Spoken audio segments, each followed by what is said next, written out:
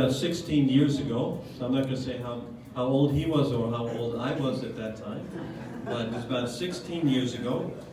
He had been coming to the church that I'm a pastor of for a few weeks, and I invited him out to lunch, asked him where he wanted to go. He wanted to go to Subway in Clifton, and that was his favorite go-to place at that time.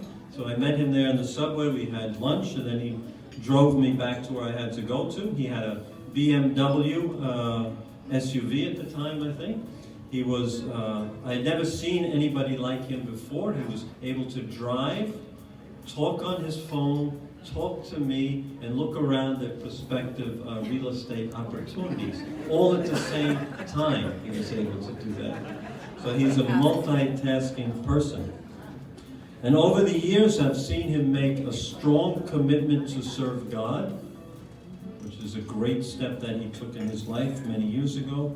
I had the privilege of performing his wedding to Jennifer. It was a very wonderful wedding. It was on, I think, Thursday afternoon. There was myself, my wife, one other person present, and we got married, and then we went out for lunch, and that was the wedding. And then they had a destination wedding somewhere else. The official wedding happened on a Thursday afternoon. And I've seen Domingo become a dedicated, faithful spouse, a really good husband with his wife. I've seen the birth of his two children, Zabin and Zayla. And even more than that, I've seen what a good father Domingo is to his children. Really a good father. And I see how he has that balance. He puts God first, his family, and then his business after that. I've also seen him move up financially as he's blessed other people and bought a house in somewhere outside of Passaic. I don't even know the names of the towns outside of Passaic, but he moved up. But he never forgot his roots. Financially, he got stronger and healthier. So God has blessed him, and I know God has blessed him because he uses the blessings he receives to bless other people. I'm always seeing on Facebook how he's helping somebody, doing this with that, helping this person. He's a great financial blessing to the church and to the cultural center. So he's blessed, and God continues to bless him. I've seen his career just grow from, I think when I met him, he was at Garden State Realty somewhere, and now he's one of the, I could honestly say, one of the top real estate brokers in our region.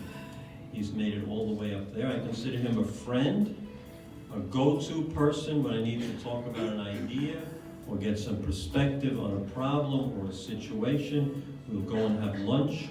And despite all that he has accomplished in his life, I still see unlimited potential in him. And knowing Domingo, he is a person who's set on having all that God has for him in this life. And it's my privilege to introduce to you today, because he's not here because of himself. He's here because of his parents.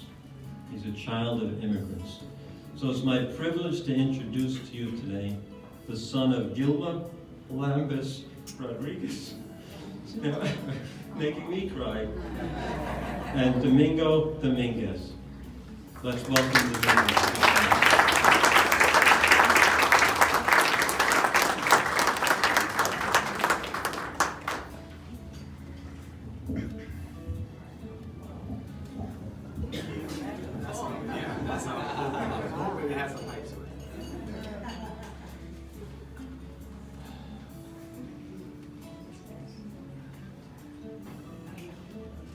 You're going to be my college student. You're going to be my college student. You're going to be my college student. You're going to be my college student.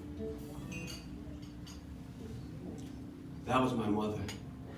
I heard that growing up so many times that it got into my nervous system.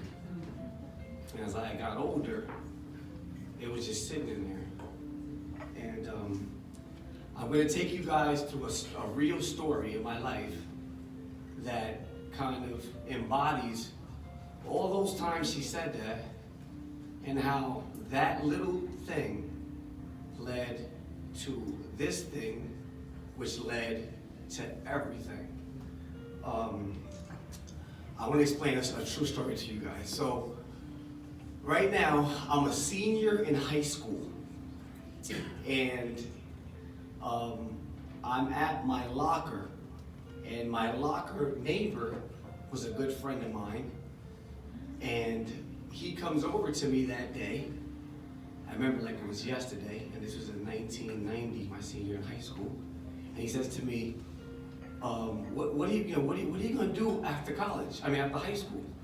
So instinctively, since my mother had told me so much that I was gonna be a college student, I just said, oh, I'm gonna be a college student. I'm gonna go to college. So that was just instinctively just came out of my nervous system because she had said it to me so many times.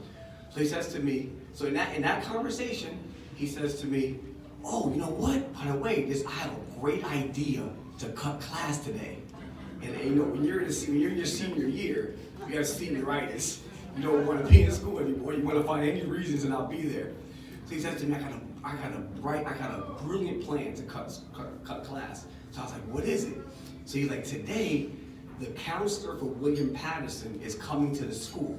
So what we'll do is we'll go there, we'll get a pass to go there, and then we'll just cut all day and say we were with the counselor. So I was like, oh, that's a brilliant idea. That's definitely gonna work. So I go up to my home. We separate. We close our lockers. We go to our homeroom. We're in homeroom, and through the intercom you hear, students, today there'll be a counselor from William Patterson in school. If you want to meet with him to apply for the school, come down to the guidance counselor's office. If you want to meet the counselor from William Patterson. So to me, that was my cue. I was like, yes, I'm going there. So I'm in my homeroom. Sure enough, homeroom is over. The bell rings. We go downstairs. I meet my friend right in front of the door. We see each other like, yes, go in here, we're gonna get this pass. We walk in, and to our surprise, we're the only two people that showed up. So we're looking at each other like, now what are we gonna do? Because we can't even sneak or whatever. So we're like, so I said to him, I said, you know what? That's how slick I was. I was like, you know what? Nobody will know that we're the only ones that showed up. We'll still go out and cut, and it's no problem. So he goes, all right, great. So we go in the room. So the lady sits down with us. It's me, her, and me, him, and her. So she gives us an application. Me and him fill it out, right? So we start filling everything out. We're asking her questions and stuff. We fill out the whole application, and then so we were looking at each other like, hurry up, let's finish. We can get out of here. We want our time. So we hurry up. We sign up the application, and we give it to her. We're like, okay, thank you. Where's our pass? She's like, no, hold on, guys, hold on. She goes, I'm going to tell you guys right here if you're accepted. They told me like, Rick, I told us right here. She was like, yeah. So she goes, so sit down. So we sit down. I remember like it was yesterday. She goes, who's Domingo and who's Robert? I'm Domingo. He's Robert. She points at me. She goes, you're in, you're out. and I looked at him. I got more offended than him. I was like, what do you mean he's out? Why is he out? You know, so when you're young like that, you want to do things in a group. So I'm thinking the whole time, me and him are going to go to college together. So she's like, so I'm asking her, I said, why is he out? Why am I in? So she says to me so eloquently, she goes, well, the qualifications for this program is the EOF program. The qualifications are, your parents can't make a lot of money, AKA they're gonna be dirt poor, and B, you can't have good grades. Your grades have to be average. So he had good grades, and his mother owned a house. I, on the other hand, was dirt poor, and my grades were average because at that time I didn't have anybody like guiding me, so I just did just enough to pass. I never did anything extra. I didn't feel like I needed to. So she says to us, okay, so she goes, you're in, whatever. So I'm like. So now at the beginning I'm upset, but then at that time I'm like, wow, I'm in college. My dream my mother wanted me, I'm in college. So we stop right there, I give her the stuff, now we take the pass, obviously we cut, and we cut around, we go around, we went like the third period, we go in. Long story short, that ends, right? So now months pass, right? And I'm thinking, I'm in college, I'm in, that's it, nothing else I need to do. One day I'm walking home, and where I lived, we had a school ground. It was a school, and it had a playground, and then my house across the street. I never forget like it was yesterday. I'm walking home from school to the playground, and my niece who's in the audience screams out of the window, Junior, hurry up and come upstairs. The counselor from college, from William Patterson, said, if you don't come on the phone right now and go take a test, you're not even gonna get in. And I heard her up and I ran upstairs and I got on the phone and I'm like, hello? And he's like, yeah, Domingo. You're like, what are you doing? Because you're here, but you haven't come to take your placement test. And I'm like, oh, okay, I didn't even know. He's like, so come this Saturday, take your placement test. You're the last one. I'm writing you in, he says to me on the phone. So I said, okay, cool, I'll be there Saturday. Fast forward, I go there Saturday. I go and I sit down and I take the placement test. So we take the test. After the placement test, they go, when you're finished, take your test and go into this other building and go over there and give them the stuff. So I finished my test. I was like one of the last ones. I always was last at these tests. So I go over into the line, and the line is like from here to past the door. I'm like, what the heck? Is like a free cheese line or something? That's the only lines I've seen that was that big. So I'm sitting in the back of the line waiting. Finally, I get to the guy, and I finally get in there. When you're young, you're like impatient. I finally get to the guy, and I go in there. He goes, okay, what's your name? I'm like, Domingo Rodriguez. He goes, Domingo Rodriguez. He's looking at the list. He looks it over. He goes, your name's not on here. And I'm like, he goes, you're not on this list. And me being the person I was, you couldn't just tell me this. I was like, what do you mean I'm not on here? I was like, you told me on the phone I was on here. You told me you were writing me in. And he looks at me and goes, oh, really? He goes, okay, you're the last one. He writes me in. That's how I got to college. So I wanted to share that with you, right?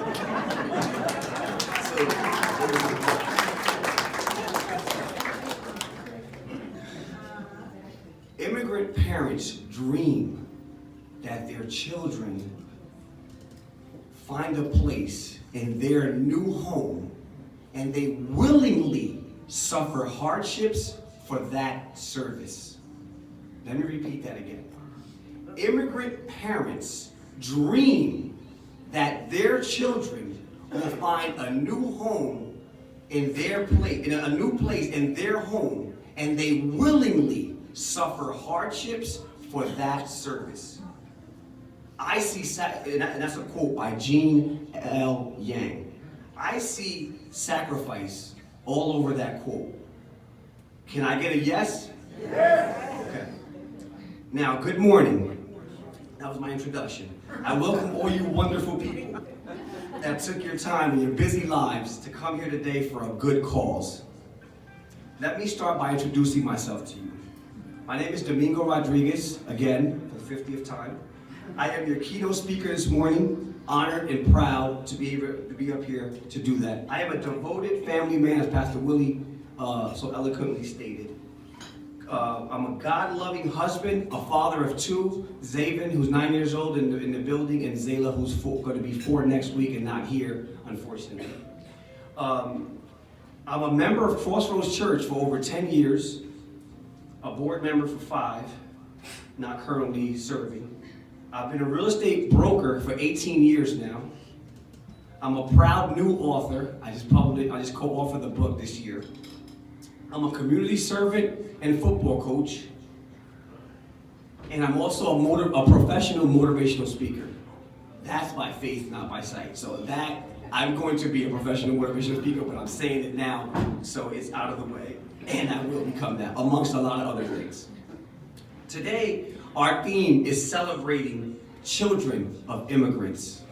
I am a proud child of 2 immigrant parents.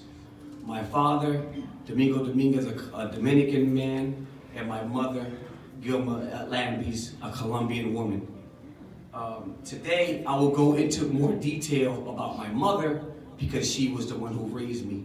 My father and my mother separated early on, and I was raised by a single-parent home. So the majority of my memories and stories are with her, and she made me the man I am today. So as I explain my mother to you, my mother grew up in Colombia, South America, a daughter of my grandfather and my grandmother. My grandmother was a teacher, and my grandfather was an entrepreneur businessman. That's probably where I get it from. And he, what I'm told, owned businesses and real estate, and all this other stuff. So they together made my mother. They separated. My mother was a sick young woman. She suffered from asthma, and in Colombia, I'm sure they were very poor. From what I'm told, they were raised on dirt floors, and they didn't have anything. So they were actually forced to go out and work at 8, 10 years old. And my mother couldn't work at that age because my mother was sick. She had asthma. So my grandmother was pretty much taking care of her, from what I'm told, and her 2 siblings were already going out to work early on.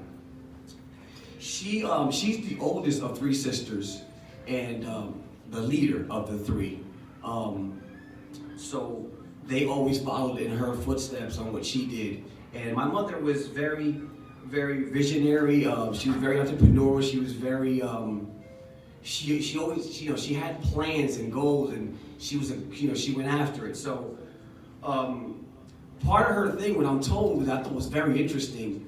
She figured out of all the jobs in Colombia, that she wanted to work at the big hotels in Cartagena, where we were from, as cleaning the rooms, right? So her and my aunt cleaned rooms in these big hotels. And while they were there, she got a chance to, see the television sets, and she got a chance to meet people that was coming in. And at that time, people that came into those hotels, they were affluent, they had money, they were people of power and stuff. So she would network with them and talk with them. And I'm told that while they were there working, they would have the television on when they were cleaning, and they would often see images of New York City and the land of opportunity, and everything that New York, and the history with New York, and everything that it brought. And my mother would often tell my aunt, I want us to go there. I want to go there. I want to raise our family there in the land of opportunity, and not here in this environment. So my mother, seeing that motivated her, inspired her. My mother was a very loving woman too. When she came to the United States, they called her Cariño, which was love. That was her nickname. That's how loving and caring and giving she was. So I see a lot of those traits in her, in me now.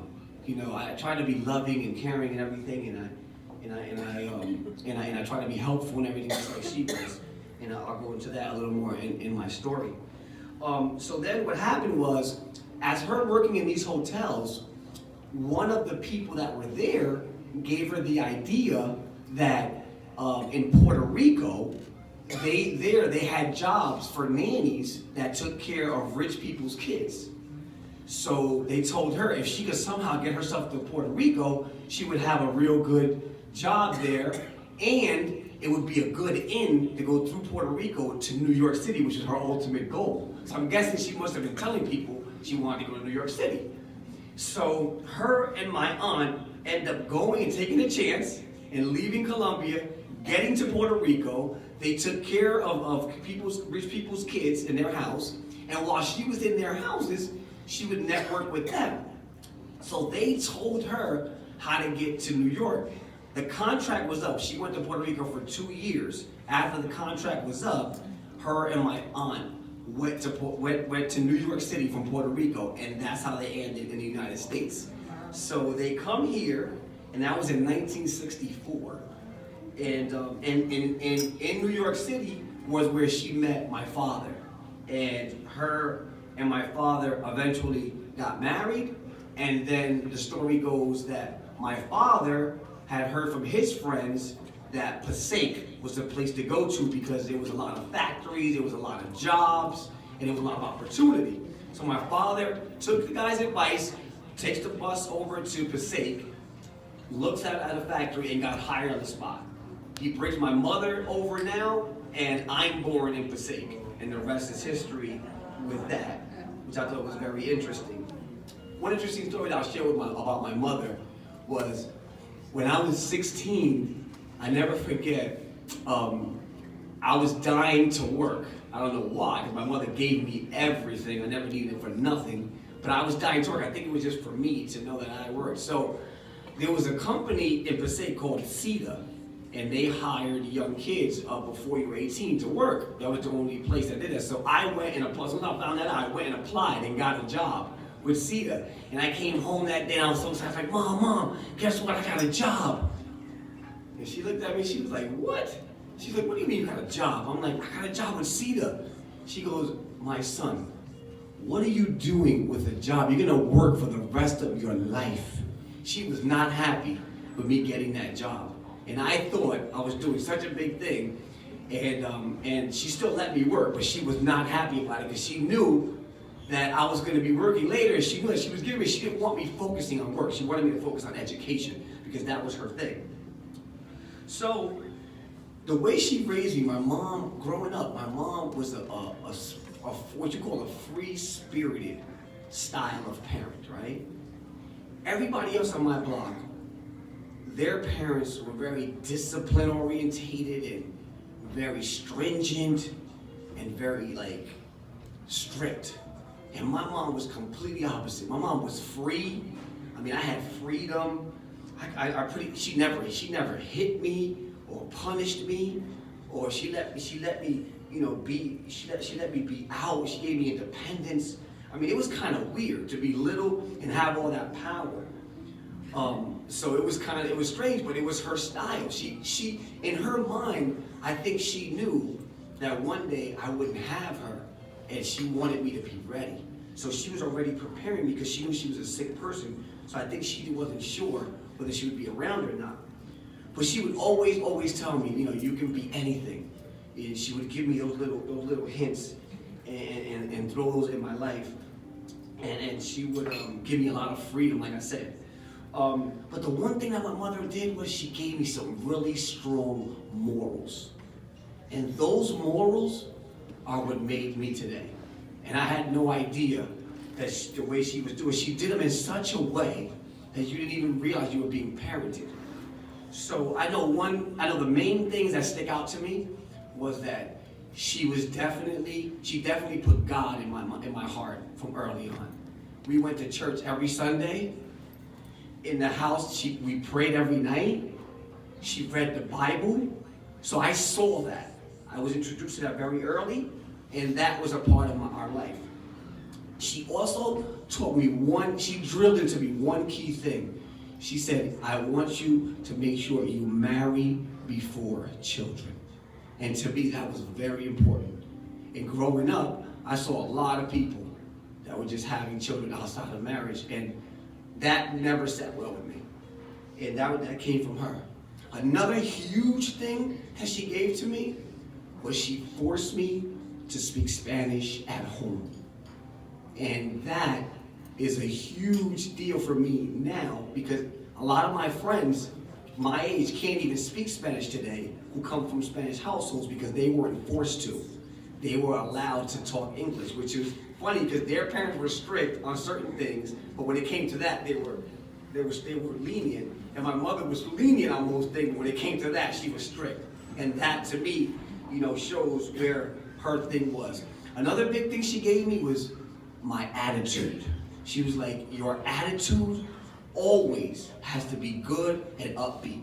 Always, at all times. Always have a good attitude about everything. And to this day, I still incorporate that. The other one that she did was be very appreciative of everything and everybody that's in your life. Be super appreciative. And to this day, I still inhibit that. She made me a go-getter. But my mother was a go-getter. And she made me be that. I think that was just in my DNA. I'm not so sure if that was something that she had to instill in me or that was in me and she just woke up in me. And she always told me to never, ever take no for an answer. Never accept no. If somebody tells you no, you find a way to get a yes. And that still sticks with me today. My mother was a very good entrepreneur. And at the time, growing up, you don't really realize it, but when you're seeing other people's parents and you're seeing what my mom was able to do, you know, it started to make sense. My mom started off in factories like a lot of other immigrants. She eventually went on to be a nurse's aide, but then, you know, with her illness, she wasn't able to work as much, and she also, being an entrepreneur, she saved her money as a single woman, immigrant woman, that barely knew English. She was able to open up a nightclub in Passaic.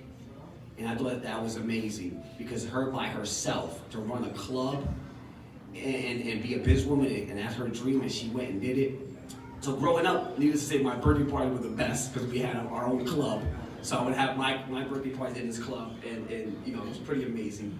But my mother was so entrepreneurial that, excuse me, I remember in my living room, right, we would always have all these people in my living room dancing salsa and people hanging out and everything. And my mother always had a method to her madness. So what my mother would do is, my mother was a strong advocate for other immigrants. So what my mother would do is, my mother would invite people to our house, and then she would play matchmaker and marry people. So sometimes what she would do is she would marry an American person with a Colombian immigrant. And it would be for their papers and everything, but they would fall in love and they would stay married, even though she was trying to help them out. So in my living room, my mother was a matchmaker and matched people for money. So, you know, it's just amazing the kind of heart and the kind of mind that she had. Another thing that she did was she worked for political campaigns. And it always baffled my mind. We would be going to stores. She would drag me along to all these stores. She would go inside, talk to the person, this and this and that. And on the way out, she would, oh, by the way, can I put my sign in your window? And she would put the candidate's sign in their window. All the businesses on Monroe Street and everything, we would go into every business. And one time I was like, Mom, why we gotta go into all these businesses or whatever? She was like, my son, number one, we're getting paid, but number two, we want this candidate to win because he's gonna help our immigrants. And I would be like, wow, at the time, I'm not even knowing what's going on. But she was such an entrepreneur. She did anything to earn money. So now we fast forward to the day, February 8th, 1986. That day changed my life forever. It was a winter stormy day. It had just stormed, and I was playing for the basketball team of my middle school, and we had a game that day. And my mother had come home from running errands, and she was a little bit when you have asthma, you have trouble breathing. You know, you're wheezing and stuff. So she come home and she's wheezing. And we go up, I lived on the 3rd floor, so we had to go up 3 flights of stairs. She goes up there, she takes the inhaler machine. And I'm like, Mom, I gotta go to a basketball game. So she's like, okay, let me just do this, and then I'll take you, and we'll go. So she does her thing, we walk downstairs, she takes me in the car, and on the way to the basketball game, she was really having trouble breathing. And I said to her, Mom, seriously, you seem a little bit bad. I said, the school that I went to was Lincoln Middle School, number 4 school. And right down the hill from there is General Hospital. So I said, Mom, go down the hill and go to the hospital. When I get out of the game, I'll go to the hospital to meet you or whatever. So she's like, okay. Sure enough, I get out of the car, and she goes down Broadway towards our house, not towards General Hospital. So I'm like, oh, come on. So I'm like, all right, whatever. So I go inside, and come to find out the game is canceled because of snow. So we're like, oh, game is canceled. Like, all right, Dad, now I gotta walk all the way home. So I walk all the way home, and when I get home, I'm walking through our infamous playground, and one of my friends runs up to me hysterically, and he's like, June, your mother is passed out upstairs, and it don't look good. I was like, what? So I run up there, I run all the way upstairs to the top flight, and when I got there, the ambulance had just got there. And they pushed me out the way and get to her in the seat that they're giving her, you know, CPR. And they tried, and I'm not responsive. And I stood there, and I watched her, and they declare her dead on arrival. And I was like, wow.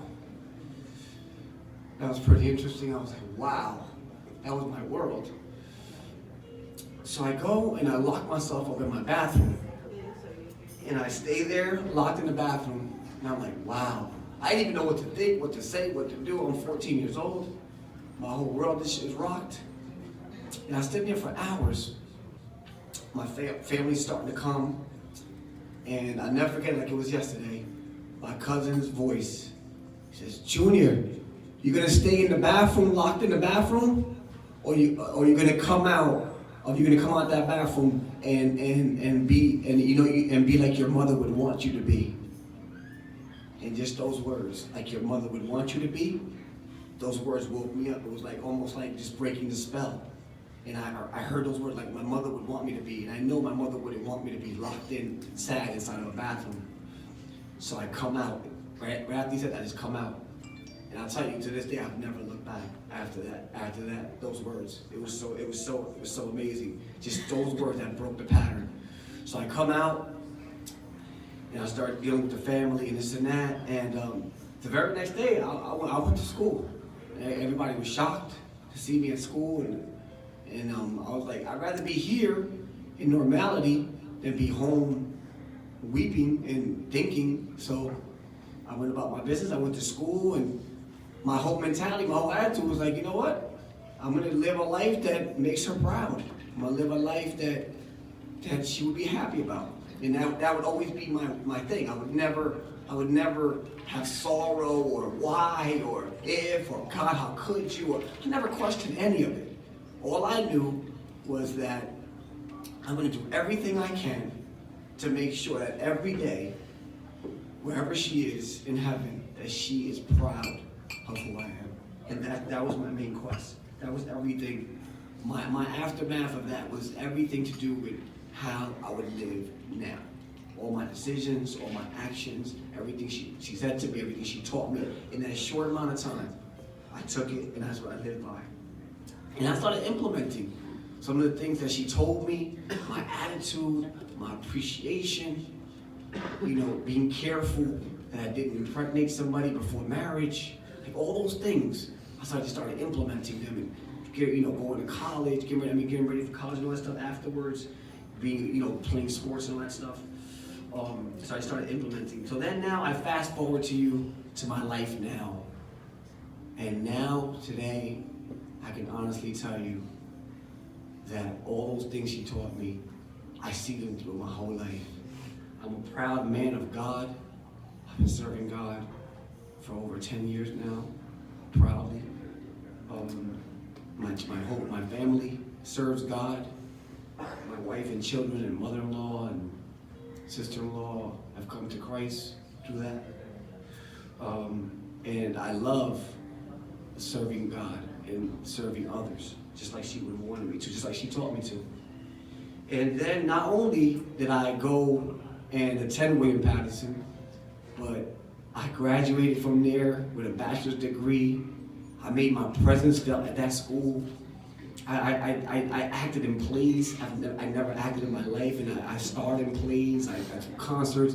I went homecoming king. I did things at that school that I couldn't even imagine those things. I wasn't even a portion of those things in high school. Not even a portion of what I grew into as a man on that college campus for those 5 years.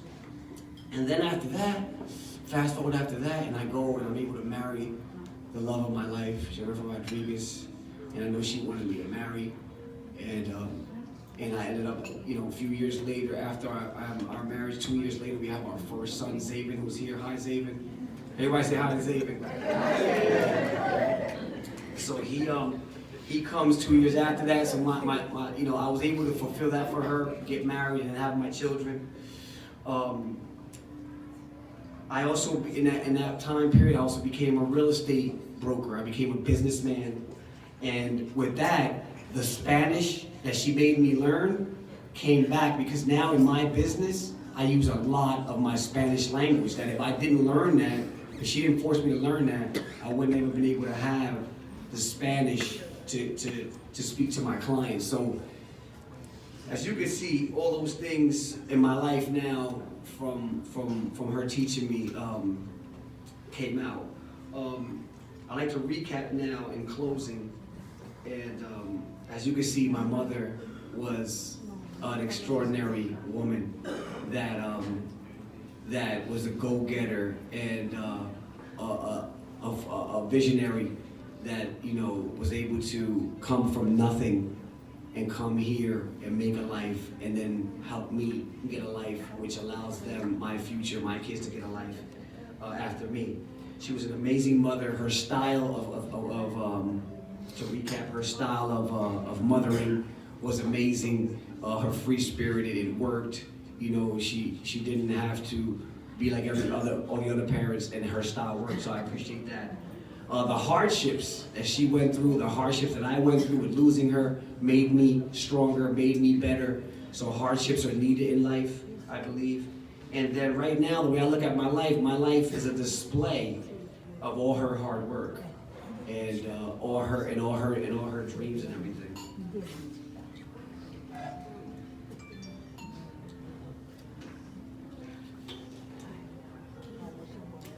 Immigrant parents dream of their children will find a new home in their place, and they willingly suffer hardships in service for that dream. As keynote speaker today, I thank you all for your undivided attention, and also the Cultural Center Board for selecting me to tell my story. In particular, I'd like to thank Pastor Willie for his vision of this cultural center. Like he said in his introduction of me, this cultural center has a special place in my heart because Pastor Willie and I was privileged enough to be in the baby stages of this organization, where me and Pastor Willie sat down and said what this would be, and we talked about putting a board together and what it would take, and getting teachers and getting clothing and getting food and getting teachers and getting students, and we talked about all this.